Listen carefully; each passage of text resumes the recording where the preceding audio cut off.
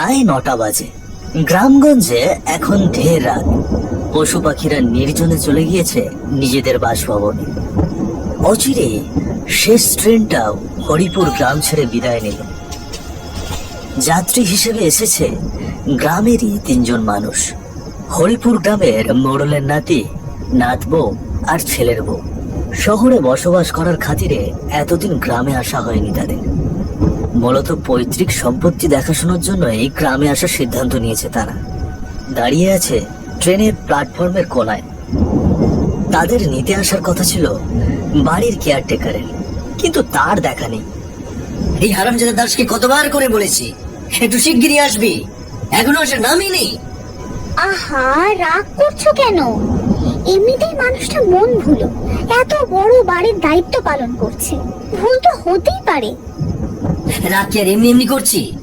আরে তুই যদি না আসতে পারিস তবে তো একটা ফোন করবি নাকি? জন্মের পর 2বার এসেছিলাম এই গায়ে, আমার কি রাস্তা টাস্তাও তো মনে আছে চাই।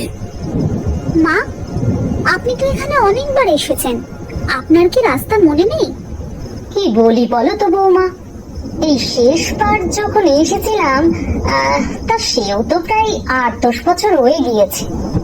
আমার শ্বশুর, মানে তোমার দাদা শ্বশুর মারা যাওয়ার পর আর তো আসা হয়নি। নতুন নতুন কত রাস্তা হয়েছে কিছুই তো জানিনি। তবে আগে গরুর গাড়ি চলতো, সেসব কি আর এখন পাওয়া যাবে? না না, এত দিনে তো গরুর গাড়ি চল উঠে গিয়েছে, এখন কি আর সেসব পাওয়া যাবে? তবে আশেপাশে অন্য গাড়ি ঘোড়া থাকলে পুরনো মহল বললেই পৌঁছে দিতে পারে। বাড়ি তো আশেপাশের সবারই চেনা এক নামে। তবে আর ওই হতচ্ছাড়া দাসের জন্য অপেক্ষা না করে আমরাই বরং রওনা দিই। তবে রাতে কি আর গাড়ি ছুটবে? চলো সামনে গিয়ে দেখি। আজকাল গ্রামও আধুনিক হয়ে গিয়েছে, সবে তো 9টা বাজে। গ্রামের আধা কাঁচা আধা পাকা এলোমেলো পথ ধরে এগিয়ে চলেছে 3 জনের ছোট্ট দলটি। হু হু করে বাতাস বইছে চারপাশে। নির্জন পরিবেশটা বেশ ভুতুড়ে লাগছে সবার কাছে। কর্দমাক্ত পথে যেন চটি জোড়া আটকে যাচ্ছে বারবার পায়ের সাথে। না, কোনো গাড়ির রাস্তা তো দেখতে পাচ্ছি না। শুনেছিলাম এখানে একটা রিক্সা স্ট্যান্ড হয়েছে, কিন্তু তাও তো দেখতে পাচ্ছি না। এই স্টেশন থেকে নেমে মানুষ যাতায়াত করে কিভাবে? দাসু তো বলেছিল একটা গাড়ির ব্যবস্থা করে আসবে। এদিকে ওর রাসারি নামগন্ধ নেই, রাস্তাও তো চিনি না তেমন। এই সোজা গিয়ে বাম দিকের রাস্তায় হয়তো রিক্সা স্ট্যান্ড পাওয়া যেতে পারে, তবে আমি সঠিক জানি না। সেই কবে এসেছিলাম তোর বাবার সাথে। এরই মাঝে আকাশ যেন ডেকে উঠল। গুড় গুড় করে কোথায় যেন মেঘের একফালি আওয়াজ ভেসে এলো কানে। আকাশ লাল হয়ে এই বুঝি বৃষ্টি নামবে এবার। এরে, এ তো সর্বনাশ করেছে, মনে হচ্ছে বৃষ্টি নামবে। এই মাঝ রাস্তায় বৃষ্টি নামলে কি হবে বলতো? আশেপাশে ছাউনি দেওয়ার মতো তো কিছু নেই। এদিকে ছাতাও তো কেউ নিয়ে আসেনি। সবাই তাড়াতাড়ি পা চালাও, রাস্তায় বৃষ্টি নামলে ভীষণ বিপদে পড়ে যাব। এমন সময় দূর থেকে দেখা গেল একটা পুরনো গরুর গাড়ি। গরুর গাড়ির চল না থাকার পরেও এমন সময় গরুর গাড়ি দেখতে পাওয়ায় ভীষণ অবাক হলো তারা। চারপাশে বৃষ্টি ছুঁই করছে, এর মধ্যে একখানা গাড়ি পাওয়ায় ভাগ্য বলে বিবেচিত হচ্ছে তাদের কাছে। আরে ওইটা কি গরুর গাড়ি মনে হচ্ছে না? এসব এখনো চলে নাকি? আমি তো শুনেছিলাম অনেক আগেই নাকি গরুর গাড়ি বন্ধ হয়ে গিয়েছে। তা ভালোই হলো, একটা কিছু তো পাওয়া গিয়েছে। তুমি গিয়ে একটু কথা বলে দেখো, যদি পৌঁছে দিতে পারে। টাকা হয় একটু বেশিই দিও, রাত বিরেতে ঝড় বৃষ্টির মধ্যে পড়লে বিপদে পড়ে যাব। আচ্ছা বেশ, জিজ্ঞেস করছি। ও ভাই, বলছি তুমি যাবে নাকি? কোথায় যাবেন বাবু? যাবো ওই পুরনো মহল। পুরনো মহল? আপনারা কি সেই জায়গার লোক? আমার দাদু ছিলেন এই গায়ের মোড়ল। পুরনো মহল তারই বানানো। সে মারা যাওয়ার পর আর আমাদের আসা হয়নি। এখন থেকে ওখানেই থাকবো আমরা, তাই এসেছি। মোড়ল আপনার দাদু? হ্যাঁ, উঠে পড়ুন, উঠে পড়ুন, ওই বাড়ি আমার থেকে ভালো আর কে এসেনে। উঠুন। বিথি, শুভ আর তাদের মা তিনজন গরুর গাড়িতে চেপে বসলো। আদ্য প্রান্ত নিজেকে চাদরে মোড়ানো লোকটা গরুর গাড়ি চালাতে শুরু করল। এরই মাঝে গরুর গাড়িটি নিয়ে বেশ কৌতূহল দানা বেঁধেছে সবার মনে।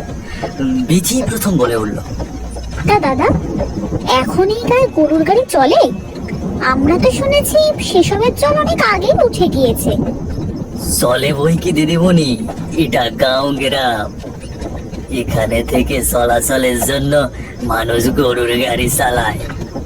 নেহাতি রাত হইয়া গিয়েছে, নইলে আরো অনেক গরুর গাড়ি দেখতে পাইতেন। আমি তো শুনেছিলাম একটা রিক্সা স্ট্যান্ড নাকি হয়েছে, তা সেসব তো কিছুই দেখতে পেলাম না। সেসব থাকতে পারে, অত শত জানি না মা।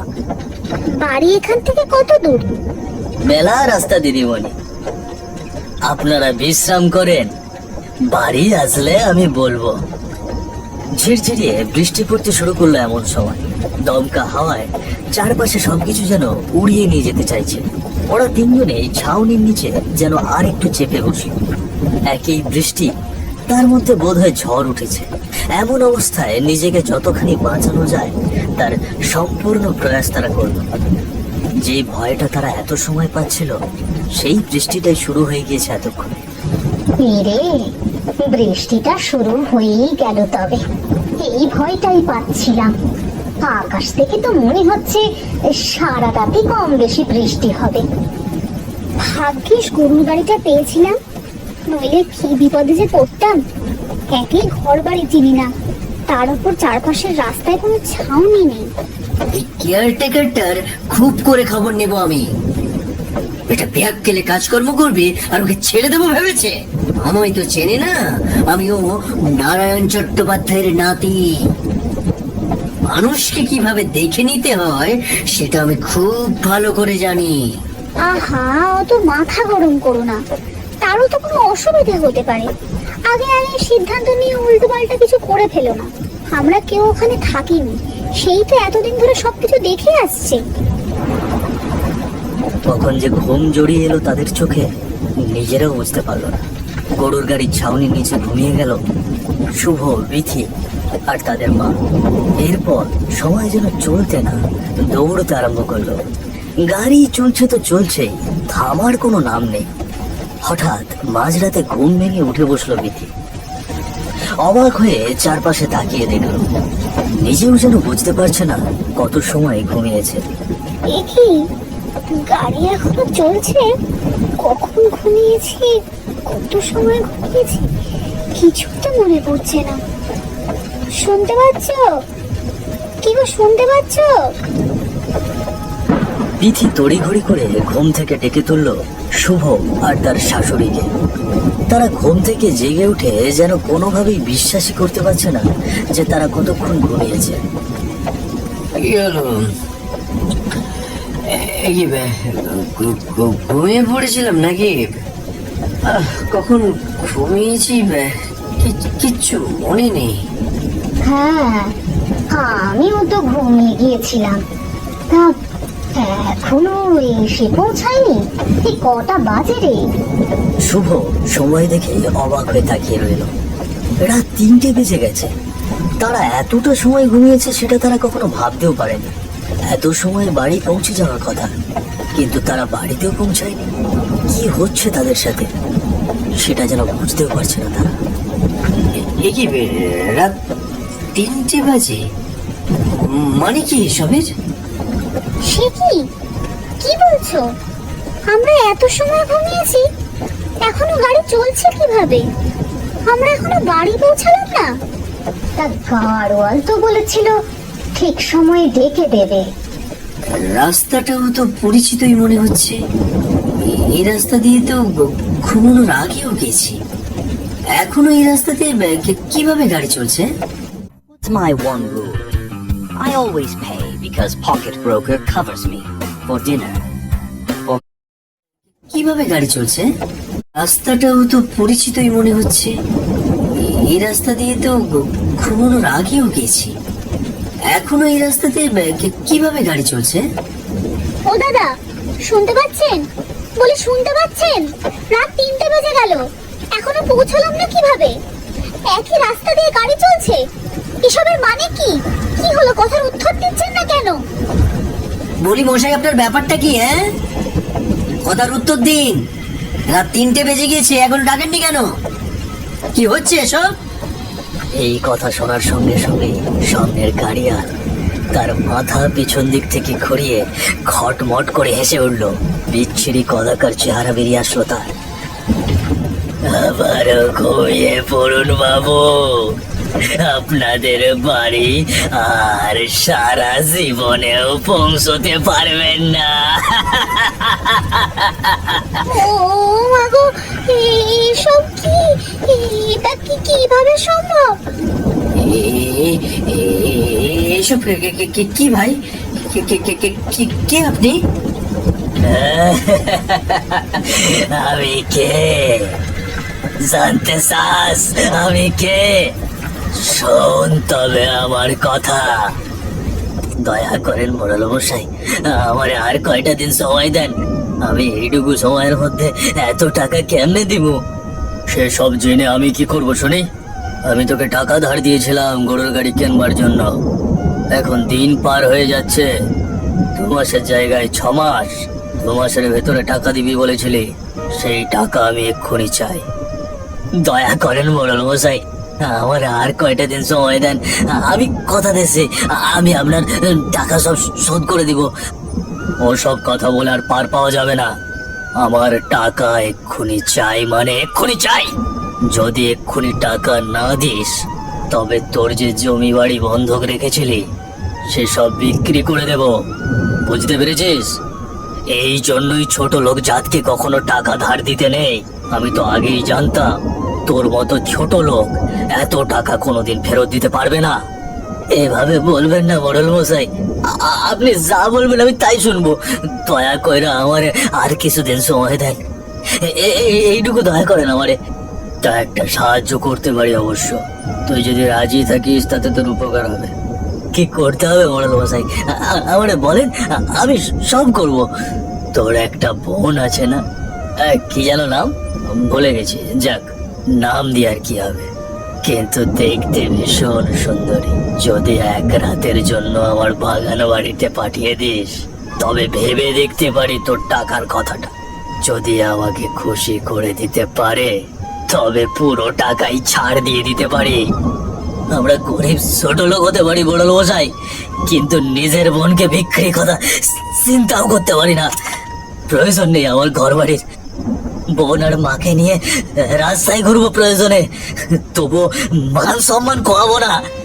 কি, এটাই তোর শেষ সিদ্ধান্ত? ঠিক আছে, বেরিয়ে যা আমার বাড়ি থেকে।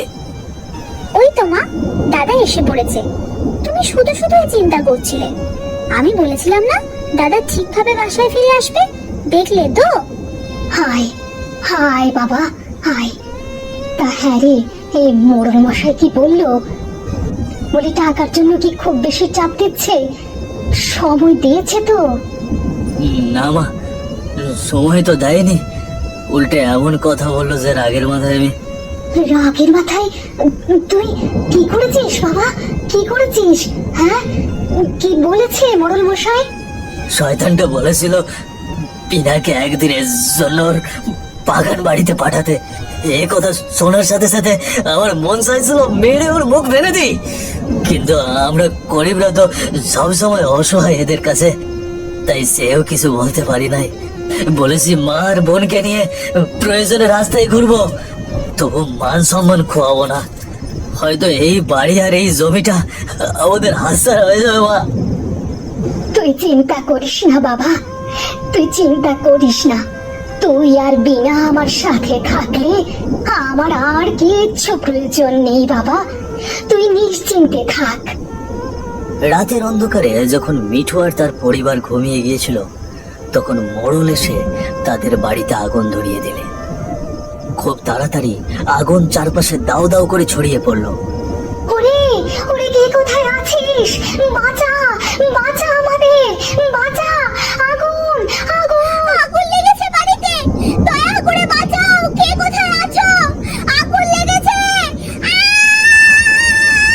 ভগবান, কোন পাপে শাস্তি দিচ্ছ? বাঁচাও! বাঁচাও! সব কথা শুনে যেন আঁতকে উঠল শুভ আর তার পরিবার। নিজের কানকেও যেন বিশ্বাস করতে পারছে না তারা কোনোভাবে। তাদের পরিবারে এমন ভয়ানক ইতিহাস আছে, সেটা তারা কখনো কল্পনাও করতে পারে। তুই ওই শয়তান মোড়লের নাতি, তোরা ওর বংশধর। কাউকে ছাড়বো না আমি। কোনো দোষ ছাড়া আমাকে মেরে ফেলেছিল ওই শয়তান লম্পট মোড়ল। শুধু আমাকে না, আমার পুরো পরিবারকে মেরে ফেলেছিল।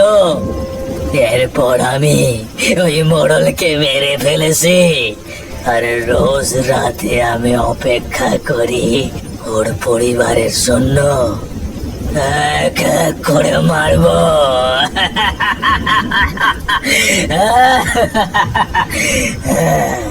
কি বলছো এসব? বিশ্বাস করো, আমরা এসব কিচ্ছু জানতাম না।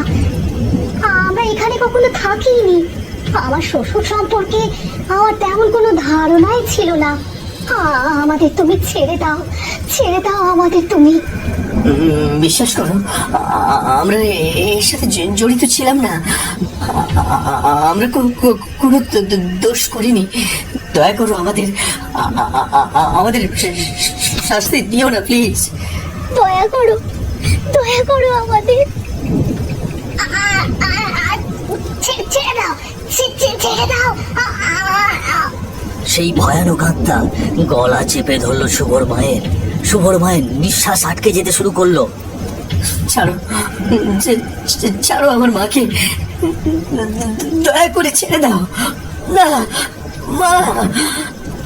আমরা তো তোমাদের কোনো ক্ষতি করিনি, আমাদের মেরে তোমার কি লাভ? না, তোদের মেরে আমি শান্ত হব। আমার মৃত্যুর বদলা নিতে হবে। আমার মা আর বোনের মৃত্যুর বদলা নিতে হবে। এত সহজে আমি ছেড়ে দিব না, কিছুতেই না। আমাদের জন্য না হলেও আমার অনাগত সন্তানের জন্য আমায় ছেড়ে দাও। দয়া করো, ওর তো কোনো দোষ নেই। আমি কথা দিচ্ছি, তোমার আর তোমার পরিবারের মৃত্যুর জন্য সব দায়ভার আমরা নেব। দয়া করে প্রাণে মেরো না। বিথির কথায় যেন হুঁশ ফিরে এলো গাড়িয়ালে। ছেড়ে দিল শুভর মাকে। নিজের অপরাধ যেন বুঝতে পারলো সে। আস্তে আস্তে সে যেন হাওয়ায় মিলিয়ে গেল। বিথির অনাগত সন্তানের ভবিষ্যতের কথা চিন্তা করেই হয়তো সে এমন সিদ্ধান্ত নিল। এই কি, কোথায় গেল?